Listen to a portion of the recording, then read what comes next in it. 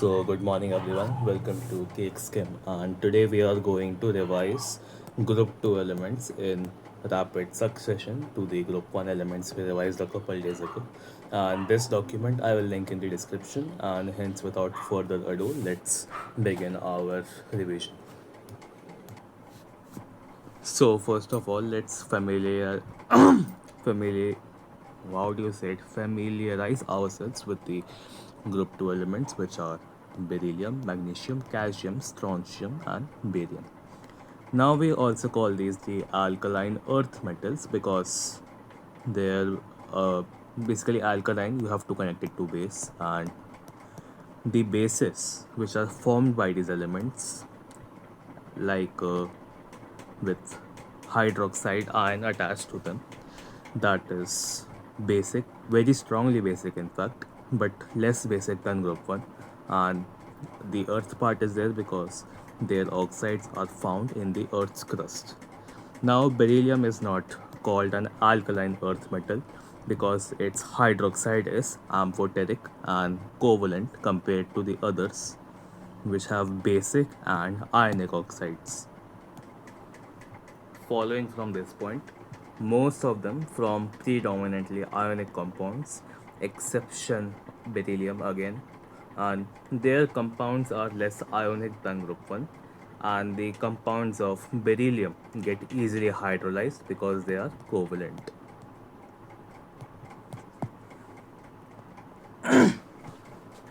Now, these elements give flame test except for magnesium and beryllium because you cannot excite their electron by heating, but calcium, strontium and barium give the flame test with colors brick red, crimson and apple green, etc. This we also learnt in salt analysis.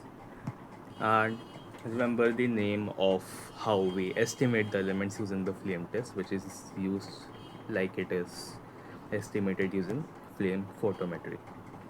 Now these elements possess reducing nature since they are metals, and they are strong reducing agents, but they are weaker than group 1. Their reducing nature increases top to bottom, and as a consequence of this, beryllium is the weakest reducing agent. Now beryllium's reducing nature comes from high. Beryllium is the weakest reducing agent, but it still is a reducing agent. Okay, so its reducing nature comes from high hydration enthalpy, which overshadows its high atomization enthalpy. And again, there is a diagonal relationship here, just like in group 1 between Li and Mg, and that diagonal relationship is beryllium and aluminium. Why does this diagonal relationship exist? Because they have similar charge by radius ratio for their ions, and these are some points of similarity. Like aluminium, beryllium is not attacked by acids due to oxide layer formation. Both of them form hydroxide complexes with coordination number 4, like AlOH4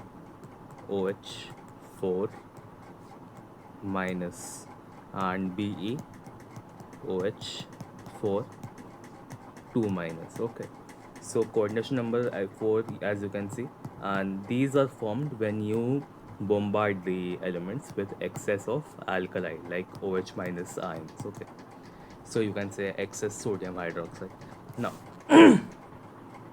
both aluminum trichloride and beryllium dichloride form dimers in vapor. The beryllium dichloride dimer looks like this, and AlCl3 dimer also looks like this. Like this is one AlCl3, like I am getting confused, but this is one AlCl3, and in BeCl2, this is one BeCl2. Okay.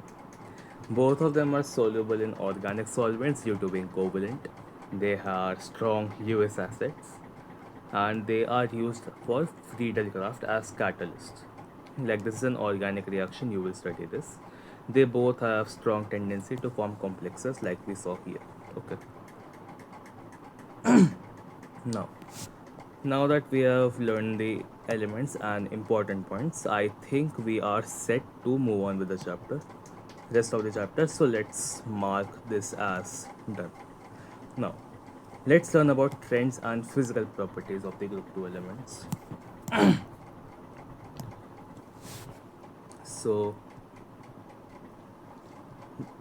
was oh, I actually went to group 1. Yeah, so trends plus physical properties of group 2 elements.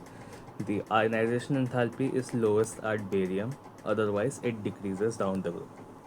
What does this mean? Like, these are 5 elements, so it wants to say that ionization enthalpy just decreases like this,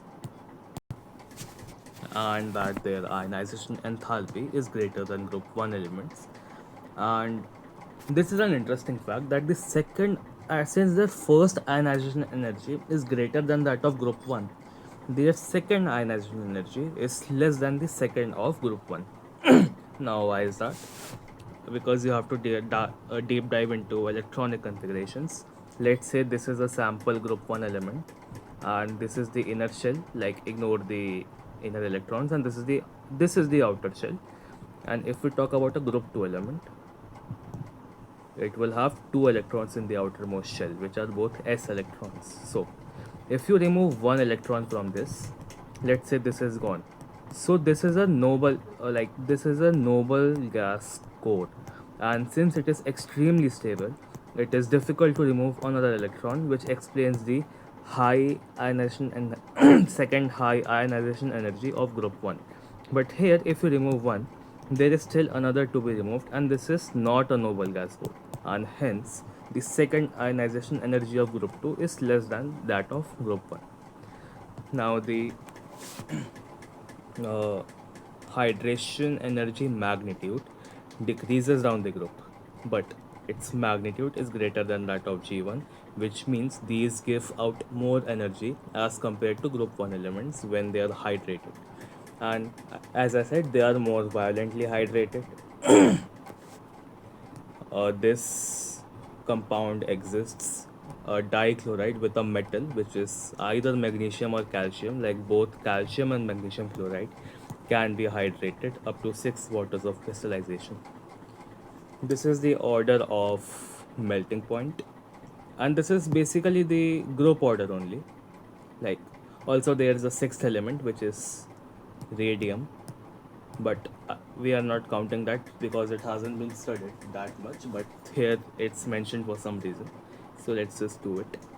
Now, what is the group order? It's beryllium, magnesium, calcium, strontium, barium, radium. Okay, what is the melting point order? Beryllium, calcium, strontium, barium, radium. Everything is exactly the same, but only that magnesium has been kicked to the end of the order. Okay, and what's the boiling point order? Well, both of them start at beryllium, both of them end at magnesium, and these two positions just have been interchanged. Okay, so this is how you can remember the boiling point order. Remember that their melting and the boiling points are greater than that of group 1. Their density order, this is a mnemonic I made. Rude barber on the street beats my cat. I don't know why he does that, but still. Most of this is pretty easy to remember, like especially since you see that it starts by following the reverse group order. Like it starts from radium, barium, strontium, and suddenly it starts following the correct group order for the rest of the 3 elements. So this is how you can remember the density, and also I gave you a mnemonic. And their physical properties, they are silvery white, they are lustrous, they are soft, but they are harder than group 1. And beryllium and magnesium appear grayish in color, and they have high electrical and thermal conductivity because they are metals. Okay. Now let's learn about chemical properties, and let's mark the physical properties as done. Now let's learn about chemical properties. Again, I went to group 1. Yeah, so with air and water, beryllium and magnesium are inert because of oxide formation. Powdered beryllium. Now you are increasing the surface area, which increases the rate of the reaction. So powdered beryllium with higher surface area burns brilliantly to give beryllium oxide with the oxygen part of the air, and beryllium nitride with the nitrogen part of the air. Similar oxide and nitride is formed by magnesium, and remember this word, dazzling brilliance. Okay, And calcium, strontium, barium also form the oxide and nitride, except they do so very easily as compared to beryllium and magnesium. Remember the part about the flame test. This is similar to the flame test because beryllium and magnesium are hard to excite, but if you do excite them, they give brilliant flames. Now with halogens, if we react group 2 elements with halogens, the reaction takes place at high temperature, just like the group 1 elements, and they form, not a surprise, MX2. This is the best way of beryllium fluoride formation by heating ammonium tetrafluoro. I don't know what to call this, but yeah. Now, if you see, this is the best way for beryllium chloride preparation by reacting beryllium monoxide with carbon and chlorine. The chlorine replaces the this guy, and this guy, like oxygen and carbon, run away together to form carbon. Wait, how is this the best way? Because this releases a poisonous gas. But well, whatever. I am not questioning the NCRT. But yeah. Now with hydrogen and acids, the group 2 elements, they form MH2. Okay. LiAlH4, our favorite guy from organic. It reduces. What does it do? It reduces things. So it reduces beryllium chloride into beryllium hydride, and it liberates H2 with acid, like we said. Now, ammonia solution, it follows something similar to group 1 elements, since you have already watched that part. This, I don't think I need to explain what this is, and hence we are done with the chemical properties. So congrats on that. Let me mark this as done, and give me a second to figure out what's next. Yes, so now let's look at the uses. How do I make you remember the uses? I cannot do that, so please put some effort. But well, lithium can form alloys, and it forms a white metal. Oh my god, I'm doing group 2. So no. Wait, what? Wait, give me a second. I think I have made a small mistake here. That I have accidentally put in the uses of group 1 elements here. So I'm sorry for that. Give me a second. Here, I opened the NCRT. Here, you can read. Beryllium is used for alloys. Copper, beryllium are used for preparation of high strength springs. Just take a screenshot and read this part yourself. Me reading it for you won't help you remember it. So just read this, take a screenshot, and let's go back to our PDF. Let's ignore this part. So now let's learn about the oxides and hydroxides. Let me check. Yes, thank God I have included group 2 once. So when the elements are burnt in oxygen, they give oxide. We learned this, and they all have a rock salt like structure except for beryllium oxide, which is covalent. Okay. Now hydrolysis of these oxides give hydroxide, like you must have seen this. Calcium oxide plus H2O gives calcium hydroxide. Now oxide the oxides have high enthalpies of formation and they're heat stable. Beryllium oxide is amphoteric, rest of them are basic. These hydroxides are not that much soluble in water, sparingly soluble. We learned this in salt analysis.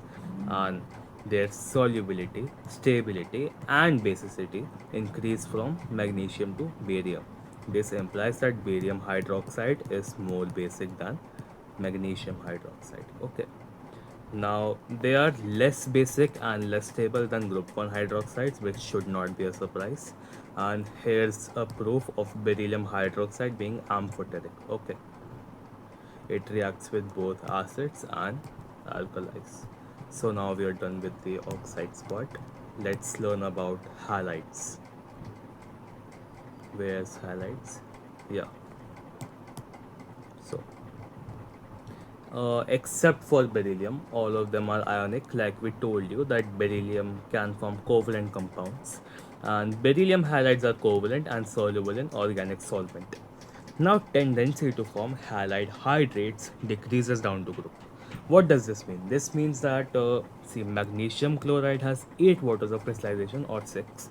Calcium and strontium have 6 and barium has 2. So the hydration of the oxide, it decreases down the group. Now, calcium, strontium, or barium, their chloride, bromide, or iodide salts can be dehydrated on heating. Like this aqueous of crystallization, you can remove by heating. But if you happen to heat beryllium and magnesium hydroxide, there the, for example, MgCl2 dot 8H2O, if you heat this, the water will separate, correct? But it also hydrolyzes the chloride themselves, which can form like MgO. Like on heating, they can form oxides or hydroxides, so they can even form MgOH whole twice. Okay. Now, like I told you, beryllium dichloride exists as a chain structure in the solid state, a dimer, and this dimer is formed in vapor phase too, but at 1200 K temperature, it can form a monomer as well. Like this just breaks. Okay. So we are done with highlights. Congrats. So what's next now? This part is the compounds. Uh, Next is, I think, sulfates, nitrates, and carbonates. So let's do that. Now the carbonates, they are insoluble in water. They, oh, wrong pen. The carbonates are, let's change the color. The carbonates are insoluble in water. They are precipitated by addition of sodium or ammonium carbonate solution. Like if they are insoluble, of course they will precipitate in water. And how exactly are they precipitated? By adding sodium or ammonium carbonate solution to a solution of a soluble salt of the metals.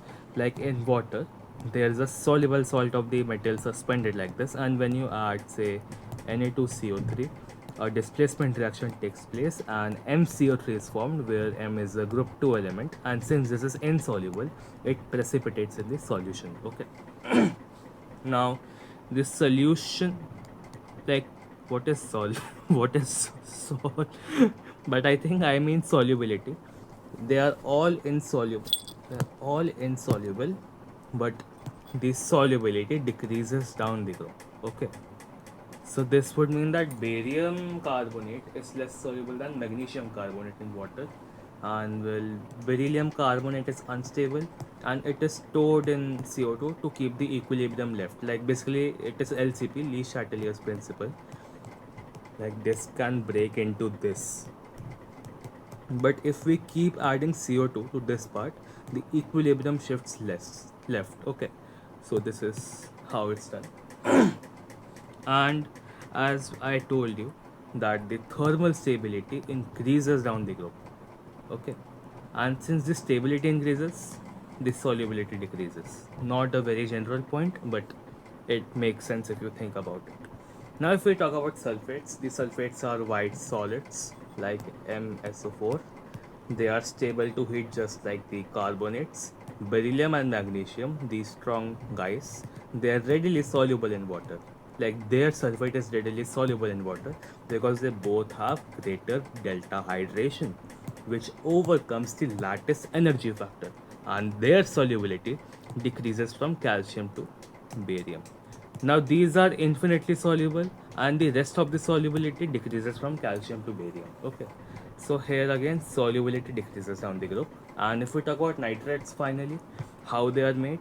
They are made by dissolution of carbonate, like the carbonate we learned just a while ago, in dilute HNO3, which forms the nitrate.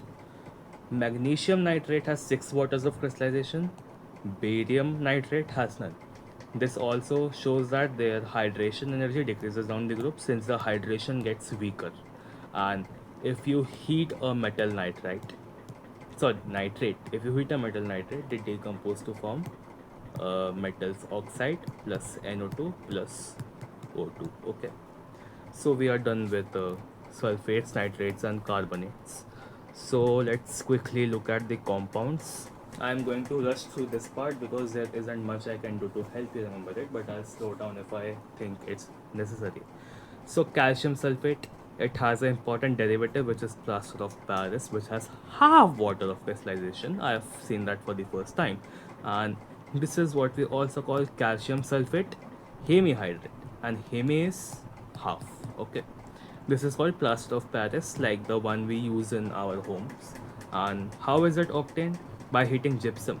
Gypsum is calcium sulfate dihydrate. If you heat it at 393 Kelvin, it forms a hemihydrate, like 3 by 2 H2O goes away. What is dead burnt plaster? It is anhydrous calcium sulfate if the heating is done above 393 Kelvin. How do we set calcium sulfate? By mixing it with water. It forms a plastic mass which becomes hard solid in 5 to 15 minutes. This is basically what plaster of Paris does. Okay, and these are the uses of calcium sulfate. Now let's look at calcium oxide. How do we make it? By heating limestone in rotary kiln. Remember this, at this high temperature, and this is the equilibrium, but we remove CO2 from the right side to drive the reaction to the forward direction, or we can say completion. Okay, calcium oxide looks like a white amorphous solid with this high melting point, 2870 Kelvin, and we know heating this guy can give this guy, but this guy can absorb carbon dioxide back again to give CaCO3. Hence, we remove CO2 to drive reaction to completion, and this is how calcium hydroxide is formed. This reaction is also called slaking of lime if we add limited water to break the lime lumps, like this lumps into this. Okay, what is soda lime? Soda lime is basically quick lime slaked with sodium hydroxide. Slaked is basically mixed, and it is a basic oxide because it is metallic, and it reacts with acidic oxides at higher temperatures. This is their reaction with SiO2. This is the reaction with P4O10, and it is used for making cement. It is also the cheapest group 2 element. It is used for making sodium carbonate. Was it there in the Solvay process? I see it. So that's cool. And it is used in purifying sugar and making dye. Now let's look at calcium carbonate, CaCO3. It occurs in nature as limestone, chalk and marble. How do we prepare it? By adding CO2, carbon dioxide, through slaked lime, or by adding sodium carbonate to CaCl2. We saw that above in group 1 elements. And don't add excess CO2. Why? Because that forms calcium bicarbonate, and that is soluble in water. Ding. Do you remember salt analysis? This was the very first test. Adding excess CO2 converts calcium carbonate into calcium hydrogen carbonate. Okay. It is a white fluffy powder, almost insoluble in water, but this guy is soluble, and it decomposes at 1200 kelvins. We saw that in calcium oxide, and it reacts with dilute acids like this to liberate CO2, and its uses are this. Just go through this once. And lastly, calcium hydroxide, which we prepare by adding water to quick lime. Okay, quick lime is CaO. It is a white amorphous powder just like sodium hydroxide, sparingly soluble in water. If you in lime water, it is the aqueous solution of calcium hydroxide, and milk of lime is its suspension in water, like particles are suspended. If we pass carbon dioxide through lime water, it turns milky due to calcium carbonate formation. Okay, lime water milky. Oh my god, that's the first salt analysis test of the group A anions. And if we pass excess CO2 forms hydrogen carbonate, we saw that it reacts with Cl2 to form hypochlorite. This, in 10th class we have studied that this is bleaching powder. Okay, calcium hypochlorite, remember this. Its uses are this. Go through this once, and hence we have successfully covered the 4 friends of calcium. We have covered most of the chapters. There is only cement left, and this is some history of cement. Ignore it. This is how it's made, combining quicklime with clay, which contains these elements. Its average composition you don't need to learn, it's just for idea, but you do need to remember the quality ratios. The ratio of silica to alumina should be between 2.5 and 4, and the ratio of quicklime to silica plus alumina plus iron ore should be close to 2. Okay, this is how it's made using a cement clanker, and these are the key ingredients of cement. it I will give you this document, how it sets, like how does cement set, by hydration and rearrangement of molecules. And what is the purpose of gypsum? It slows down the setting process for sufficient hardening. It makes sure that in whatever way we have put the cement, it stays like that. And of course, these are the obvious uses of cement. And lastly, biological importance of calcium and magnesium. Our body has 25 grams magnesium, 1200 grams of calcium versus 5 grams of iron and 0.06 grams of copper. And this is our daily magnesium need. Okay, this goes away, so we need to replenish this by our requirement. That is so cute. This mg means magnesium and this means milligram. That's cute.